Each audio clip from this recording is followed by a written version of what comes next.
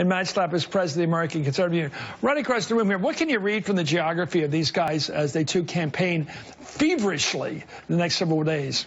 I'm surprised by, because we saw this head fake also in 2012 when I was on the Obama campaign, I'm surprised by how many times Republicans go down the rabbit hole of Pennsylvania. I really do. I think they see outside of Pittsburgh and Philadelphia, they see Alabama, and they think this state should be ours.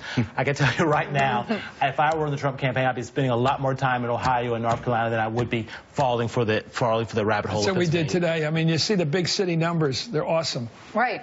And you see Clinton in spending a lot of time in Pennsylvania and Michigan. And I think it's not only about turning out African-American voters. I think it has a lot to do with the fact that these are game day states where people don't do early voting there. And 95% of people in 2012 in Pennsylvania voted on election day.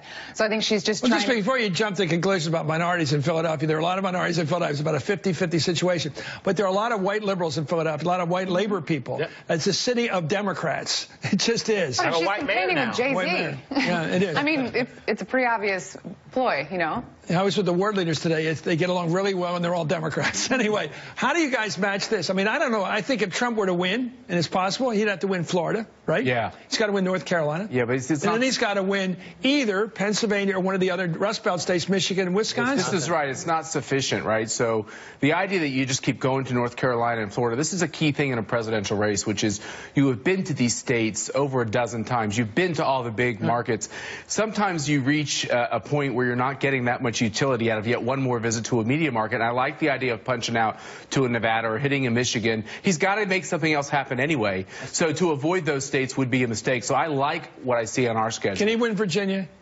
Virginia is I'm just wondering. I spend a lot of time in Virginia is definitely closing, and I think he's got a shot there. But she's leading in most of these polls in many of these states. Okay, explain the conservatives, because we hear a lot of liberal opinion around. I want to hear conservative opinion. Right. Why would the pro-life position, right, basically dealing with abortion by criminal act or right, whatever you do with it, and Second Amendment rights, right, why would that win in a general election?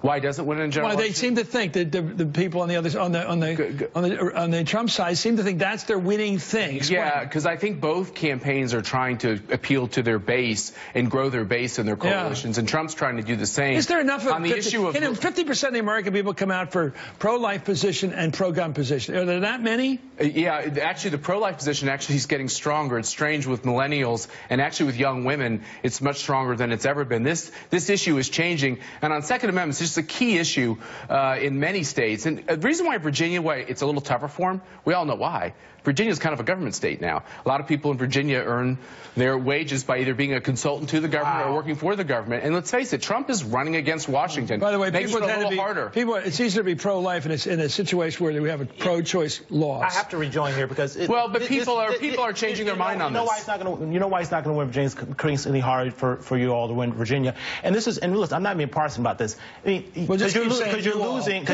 You all. I don't really convince you're not partisan. You all. Go ahead. Well, I'm not Republican. Why Republicans are having a hard time in Virginia, it's because you're losing the middle moderate swath of voters in Virginia. If you look at Virginia right now, we won moderates nationally by about 55%, and while losing independents, that's how you win the country. In Virginia, we won moderates by 56%.